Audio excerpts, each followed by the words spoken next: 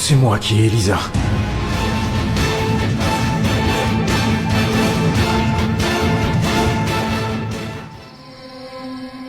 Tu es malade.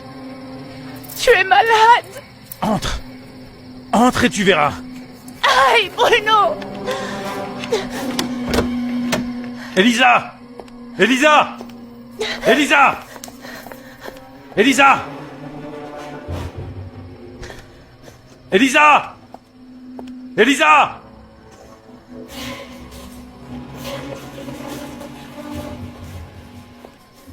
Ici, il n'y a personne, Bruno. Elisa n'est pas ici.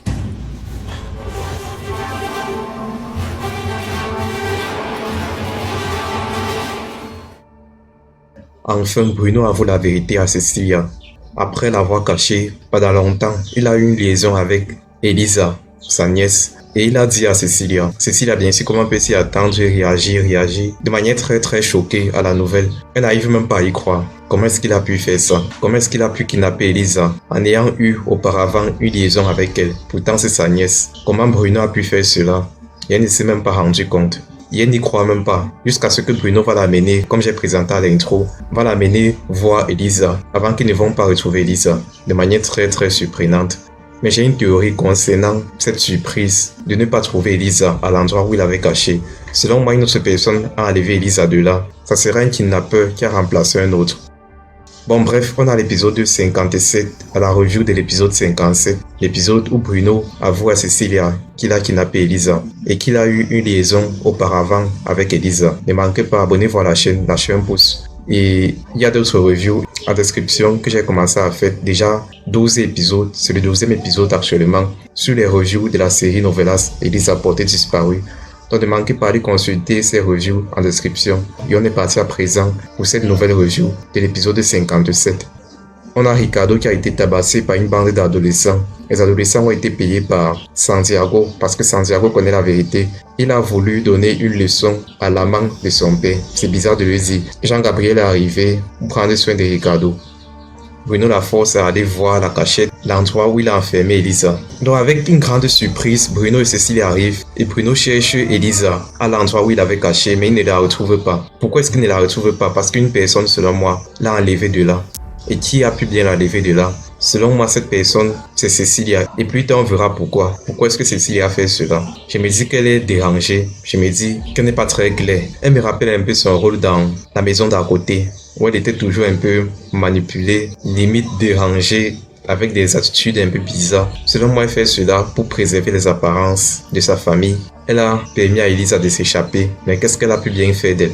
On verra plus tard. Donc c'est vraiment très étonnant qu'on ne retrouve pas Elisa. Et Bruno qui est tout troublé, et sent qu'il y aura ici un nouveau rebond, un nouveau kidnappeur qui serait une personne autre que Bruno. Une personne qui connaissait la vérité avant et qui a permis à Elisa de s'échapper avant qu'il n'arrive. Quelque chose est en train de se passer, quelque chose que nous on ignore.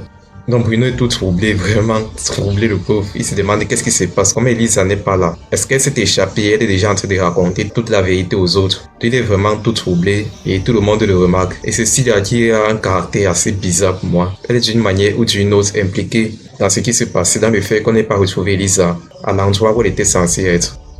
Ondana vient en prison rendre visite à Mariano. Donc ils ont fait la paix. Maintenant ils sont pas ensemble quand même, mais ils s'entendent. Et Mariano aussi qui s'entend avec Cristobal. Il a demandé d'aller rechercher la personne qui est liée à ce Vincent qui est malheureusement décédé. C'est la personne qui est liée au kidnappeur, qui connaît le kidnappeur. Et Cristobal ici a une piste. Il va suivre cette piste jusqu'au bout. Et tout le monde est inquiet concernant Cristobal qui est de plus en plus obsédé par l'affaire d'Elisa. Comment est-ce qu'il va procéder? Parce que maintenant il est exclu de l'affaire, non seulement exclu de l'affaire, mais aussi exclu de l'équipe d'enquête, dont il ne fait plus partie des enquêteurs. Il a remis sa plaque. Maintenant il va en solo dans ses recherches et un peu de manière illégale parce que il ne fait plus partie des enquêteurs. Donc voilà, et on a Cecilia qui s'occupe de Bruno, pensant que Bruno, voilà, il a quelque chose qui ne va pas. Soit il est troublé, soit il est un peu fou. Sa sérénité me prouve encore une fois de plus qu'elle est liée d'une manière ou d'une autre à ce qui s'est passé, au fait qu'on n'ait pas retrouvé Elisa à l'endroit où Bruno l'avait enfermée. Ondana qui vient chez eux, puisque c'est le 60e jour qu'Elisa a disparu, donc il y a une prière, une messe qui est organisée en son honneur, à l'honneur de Elisa. Et elle les invite à cette messe et Cécilia accepte. Mais c'est le commissaire Cristobal qui essaie de retrouver Elisa en suivant sa piste à la cabane où Elisa était enfermée jusqu'à hier. Dans ce seulement il était venu un jour plus tôt. Peut-être s'il l'aurait retrouvé. Donc voilà, il essaie d'entrer, mais elle n'y est plus. Et on va s'arrêter là pour aujourd'hui. Donc prochainement, on va continuer avec l'épisode 58 qui promet aussi de belles surprises. Donc ne manquez pas, abonnez-vous à la chaîne et la chaîne pouce si vous avez aimé. Et on se retrouve très bientôt pour la suite. Prenez soin de vous et de vos proches. Faites la paix avec vous-même et avec vos proches. Et on se dit à très bientôt.